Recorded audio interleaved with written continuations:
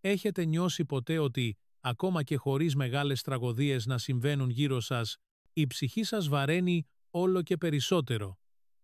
Σαν μια αόρατη ομίχλη να στράγγιξε τη ζωντάνια σου, τη δημιουργικότητά σου, την επιθυμία σου να ζήσεις, ο Καρλ Γιούγκ, ένας από τους μεγαλύτερους στοχαστές της ανθρώπινης ψυχής, δεν μίλησε μόνο για όνειρα και αρχέτυπα. Προειδοποίησε επίσης για τους καθημερινούς κινδύνους, δυνάμεις που μεταμφιέζονται σε συνήθειες, ανθρώπους και περιβάλλοντα που σιγά σιγά στραγγίζουν την ουσία μας. Και το πιο τρομακτικό, συχνά δεν συνειδητοποιούμε καν τι συμβαίνει, μέχρι να είναι πολύ αργά. Σε αυτό το βίντεο θα ανακαλύψετε 5 πράγματα που σιωπηλά στραγγίζουν την ψυχή σας, σύμφωνα με τις βαθιές διδασκαλίες του Γιούγκ και τη φιλοσοφική ανάλυση της ανθρώπινης συμπεριφοράς. Εάν έστω και ένα από αυτά τα στοιχεία υπάρχει στη ζωή σας, θα μπορούσε να σας εμποδίσει να φτάσετε στις πραγματικές σας δυνατότητες. Μείνε μαζί μου μέχρι το τέλος, γιατί στο τελευταίο σημείο θα αποκαλύψουμε το πιο ύπουλο από όλο αυτό που μεταμφιέζεται σε αγάπη, αλλά κρύβει συναισθηματικό παρασιτισμό. Και πριν βουτήξουμε, εκμεταλλευτείτε την ευκαιρία, εγγραφείτε στο κανάλι, όπως το βίντεο, αν το θέμα σας αγγίζει με οποιονδήποτε τρόπο, και μερίδιο με κάποιον που μπορεί να βιώνει ακριβώς αυτό χωρίς να το καταλαβαίνει. Ο Καρλ Γιούγκ το πίστευε αυτό, η ψυχή φωνάζει για ελευθερία, αλλά και για αλήθεια. Ετοιμαστείτε λοιπόν για ένα ταξίδι ενδοσκόπησης, αποκάλυψης και μεταμόρφωσης. Ας ανακαλύψουμε μαζί τι στραγγίζει την ψυχή σας και πώς να απελευθερωθείτε. 1. Αυτοπροδοσία. Η εσωτερική σιωπή που σε σβήνει. Η αυτοπροδοσία είναι η πρώτη και ίσως πιο καταστροφική μορφή ψυχικής διαρροής. Ο Καρλ Γιούγκ είπε ότι ό,τι αρνείσαι το υποβάλλεις, αυτό που αποδέχεσαι σε μεταμορφώνει. Το να αρνείσαι τη δική σου εσωτερική αλήθεια, είτε για να ευχαριστήσεις, είτε να αποφύγεις τη σύγκρουση, είτε να διατηρήσεις μια ψεύτικη ειρήνη, σημαίνει να επιτρέπεις σε βασικά μέρη της ψυχής σου να χαθούν στην άβυσσο της συμμόρφωσης. Όταν λες ναι, δηλαδή όχι, όταν δέχεσαι να είσαι αυτός που περιμένουν να είσαι, όταν μένεις σιωπηλός μπροστά σε ό,τι σε πληγώνει, σβήνεις τον εαυτό σου. Ο Γιούγκ είδε αυτό το φαινόμενο ως μπλοκάρισμα της εξατομίκευσης, τη διαδικασία με την οποία τον γίνεται αυτό που πραγματικά είναι. Προδίδοντας τον εαυτό σας, τροφοδοτείτε το περσόνα, την κοινωνική μάσκα, ενώ αποδυναμώνουν τον εαυτό, την αληθινή σας ουσία. Αυτή η αποστράγγιση είναι λεπτή, συνεχής και συχνά επενείται κοινωνικά. Οι πολύ καλοί άνθρωποι που ποτέ δεν λένε όχι θεωρούνται ενάρετοι. Αλλά ο Γιούγκ το είδε αυτό ως κίνδυνο. Η ψυχή αρρωσταίνει πέρα από την προσαρμογή. Η ψυχή θέλει έκφραση, αυθεντικότητα, συναισθηματική αλήθεια. Το να το αρνηθούμε αυτό στεγνώνει μέσα. Αλληλεπιδράστε στα σχόλια. Έχεις νιώσει ποτέ στραγγισμένος επειδή πρόδωσες τον εαυτό σου σε μικρές καθημερινές αποφάσεις? Έχετε καταπιεί ποτέ τον πόνο σας για να διατηρήσετε ένα γαλήνιο περιβάλλον? Μοιραστείτε τα σχόλια, η ιστορία σας θα μπορούσε να ανοίξει τα μάτια κάποιου. 2. Τοξικές σχέσεις και συνεξάρτηση. Όταν η ψυχή του άλλου καταπίνει τη δική σου, ο Γιούγκ είπε ότι η συνάντηση μεταξύ δύο προσωπικότητων είναι σαν την επαφή μεταξύ δύο χημικών ουσιών. Αν υπάρξει αντίδραση και οι δύο μεταμορφώνονται. Τι συμβαίνει όμως όταν μία από αυτές τις ουσίες κυριαρχεί πλήρως στην άλλη? Οι σχέσεις που βασίζονται στον συναισθηματικό έλεγχο, τη λεπτή χειραγώγηση και την συνεξάρτηση γίνονται πραγματικές μαύρες τρύπες για την ψυχή. Και το πιο επικίνδυνο, σπάνια εμφανίζονται ως τέτοιοι στην αρχή. Οι άνθρωποι που απομυζούν την ενέργεια σας παρουσιάζονται ως άποροι, που έχουν ανάγκη την αγάπη σας, σαν να ήταν η αποστολή της ζωής τους. Όμως σιγά σιγά αρχίζεις να χάνεις τα ωριά σου, τις απόψεις σου, την ταυτότητά σου. Ο Γιούγκ είδε την προβολή ως έναν από τους πιο καταστροφικούς μηχανισμούς στις σχέσεις. Όταν προβάλλουμε στους άλλους αυτό που μας λείπει, δίνουμε τη δύναμή μας. Και όταν δεχόμαστε τις προβολές των άλλων, όταν μας διαμορφώνουν, χειραγωγούν, μας εξευτελίζουν ή μας εξιδανικεύουν, αρχίζουμε να υπάρχουμε μόνο ως παραμορφωμένοι, αντανάκλαση, όχι ως πραγματικόν. Αυτές οι σχέσεις είναι εξαντλητικές γιατί μας αναγκάζουν να ζούμε έξω από τον εαυτό μας. Η ψυχή λαχταρά τη σύνδεση, αλλά αρνείται τη συναισθηματική δουλεία. Η συνεχής παρουσία ενοχής, ο φόβος της εγκατάλειψης και η υποχρέωση να σώσεις τον άλλον είναι σημάδια ότι δεν αγαπάς πια, σε καταναλώνουν. Πρακτικός προβληματισμός. Κοιτάξτε τις τρέχουσες σχέσεις σας. Υπάρχει κάποιος που σε κάνει συνεχώς να νιώθεις λιγότερο από κάποιος που είναι καλός μόνο όταν είσαι κακός. Προσέξτε, αυτό δεν είναι αγάπη, είναι καταστροφική συμβίωση. 3. Υπαρξιακή στασιμότητα. Η αόρατη φυλακή της ψυχής ρουτίνας δεν έχει να κάνει απλώς με το δεν σου αρέσει η δουλειά σου ή να βαριέσαι.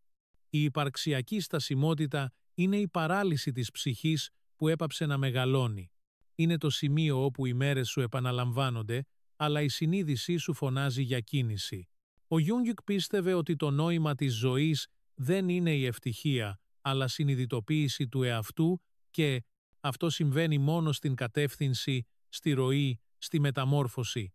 Όταν ζεις μόνο για να εκτελεί λειτουργίες, να πληρώνεις λογαριασμούς, να ανταποκρίνεσαι στις προσδοκίες και να επαναλαμβάνεις εργασίες χωρίς νόημα, κάτι μέσα σου αρχίζει να μαραίνεται. Η ψυχή σταματά να ονειρεύεται, η λίμπιντο, με τη γιουνγκιανή έννοια, η ζωτική ενέργεια αποσύρεται. Το κενό κυριεύει. Η στασιμότητα δεν είναι σωματικά σταμάτημα. Είναι όταν κινείσαι εξωτερικά, αλλά δεν προχωράς εσωτερικά. Και αυτό δημιουργεί μία από τις πιο σκληρές μορφές κούρασης, αυτή που δεν βελτιώνεται με την ανάπαυση, γιατί είναι πνευματική. Άσκηση. Ρωτήστε τον εαυτό σας ειλικρινά τι στη ζωή σας έχει κολλήσει εδώ και χρόνια, ποια όνειρα έμειναν στο ράφι. Και τι θα μπορούσες ακόμα να δοκιμάσεις, ακόμα και αν φοβόμουν. Air 2. Living to meet expectations. The prison of the persona. Ο Καρλ Γιούγκ εισήγαγε την έννοια του πρόσωπου όπως η μάσκα που φοράμε για να λειτουργήσουμε στην κοινωνία, ο ρόλος που παίζουμε στο κοινωνικό θέατρο. Είναι απαραίτητο, αλλά όταν ταυτιζόμαστε πάρα πολύ με αυτή τη μάσκα, αποσυνδεόμαστε από αυτό που πραγματικά είμαστε. Το να ζεις για να ευχαριστείς τους άλλους, να ικανοποιείς οικογενειακές, κοινωνικές ή πολιτιστικές προσδοκίες είναι ψυχολογική αυτοκτονία σε αργή κίνηση. Η ψυχή πνίγεται από εξωτερικές απαιτήσεις και σιγά σιγά το κενό μεγαλώνει. Γίνεσαι χαρακτήρας, λειτουργικός, συμπαθής, αλλά βαθιά εξαντλημένος μέσα σου. Πόσες φορές έχετε βρεθεί να κάνετε κάτι μόνο και μόνο επειδή είναι σωστό, παρόλο που νιώθετε ασφυξία? Πόσα όνειρα έχεις σταματήσει να ζεις για να μην απογοητεύσεις κάποιον? Όταν ζεις για να ανταποκρίνεσαι στις ταμπέλες, η ψυχή σου ακροτηριάζεται. Σύμφωνα με τον Γιούγκ, αυτό είναι ένα από τα πιο κοινά μονοπάτια προς σύγχρονη νεύρωση, ανούσια ζωή, βαθιά πλήξη, σιωπηλή αγωνία. Όλα αυτά είναι η πνιχτή κραυγή του εαυτού που προσπαθεί να αναδυθεί κάτω από το βάρος του περσόνα. Πρακτική συμβουλή. Ρωτήστε τον εαυτό σας. Τι γίνεται με τον εαυτό μου? Δεν δείχνω από φόβο κρίσεως? Αυτή είναι μια καλή αρχή για να βρείτε τη χαμένη ψυχή πίσω από τη μάσκα. Πένιο. The constant fear of making mistakes. The dictatorship of perfection. Η λατρεία της τελειότητας είναι μια από τις μεγαλύτερες πηγές ψυχικής εξάντλησης στον σύγχρονο κόσμο. Ο Γιουγκί είδε την αιμονική αναζήτηση να είναι τέλεια ως μια μορφή άρνησης σκιά το ατελές, χαοτικό, ανθρώπινο κομμάτι του εαυτού μας. Το πρόβλημα, ότι καταπιέζεται στη σκιά, δεν εξαφανίζεται. Διεισδύει στην ψυχή σαν σιωπηλό δηλητήριο. Όταν προσπαθείς να είσαι άψογος, αλάνθαστος, άψογος, απομακρύνεσαι από την ίδια σου την ανθρωπιά. Ζεις σε μια συνεχή κατάσταση έντασης, φόβου και αυτοκριτικής. Αυτή η απέτηση του εαυτού σας πνίγει τον αυθορμητισμό σας, μπλοκάρει τη δημιουργικότητά σας και κυρίως διαγράφει την ψυχή σας. Η αναζήτηση της συνεχούς επιτυχίας είναι μια χρυσή φυλακή. Φαίνεται ευγενής, αλλά είναι καταστροφική. Ο Γιούγκ προειδοποίησε ότι η εξατομίκευση, ο δρόμος προς την ψυχολογική ορίμανση, απαιτεί να ενσωματώνουμε τα ελαττώματα, όχι να τα αρνούμαστε. Αντανάκλαση. Σε ποιους τομείς της ζωής σου απαιτείς από τον εαυτό σου τελειότητα που δεν θα ζητούσες καν από έναν φίλο? Αυτό είναι ένα γόνιμο πεδίο για να ελευθερώσετε την ψυχή σας από την αόρατη κούραση. 6. Αγνοώντας τη διαίσθηση. Ο θάνατος της εσωτερικής γνώσης. Η διαίσθηση, για τον Γιουγκέ, ήταν μία από τις πιο βαθιές λειτουργίες της ψυχής. Όχι ως μαγική μαντεία, αλλά ως μια μορφή άμεσης γνώσης του ασυνείδητου, αυτό το αίσθημα που δείχνει κατευθύνσεις πριν καταλάβει η λογική. Το να το αγνοείς είναι σαν να σωπαίνεις μία εσωτερική πυξίδα. Ζούμε σε έναν υπερορθολογικό κόσμο, όπου μόνο ό,τι μπορεί να μετρηθεί, να εξηγηθεί και να επικυρωθεί έχει αξία. Αλλά η ψυχή δεν μιλάει με επιχειρήματα, επικοινωνεί μέσω συμβόλων, συναισθημάτων, ονείρων και εικόνων. Όταν απορρίπτετε τη διαίσθησή σας στο όνομα της λογικής ή της εξωτερικής έγκρισης, κόβετε τη σύνδεση με το δικό σας ασυνείδητο. Αυτή η αποσύνδεση προκαλεί άγχος, απάθεια και αίσθημα εκτός τροχιάς, ακόμα κι αν όλα φαίνονται σωστά εξωτερικά. Ο Γιούγκ είπε ότι τα συμπτώματα, όπως η κατάθλιψη, η αϊπνία, οι υπαρξιακές κρίσεις, είναι συχνά εκκλήσεις από την αγαπημένη ψυχή που φωνάζει για να ακουστεί. Συμβολική άσκηση.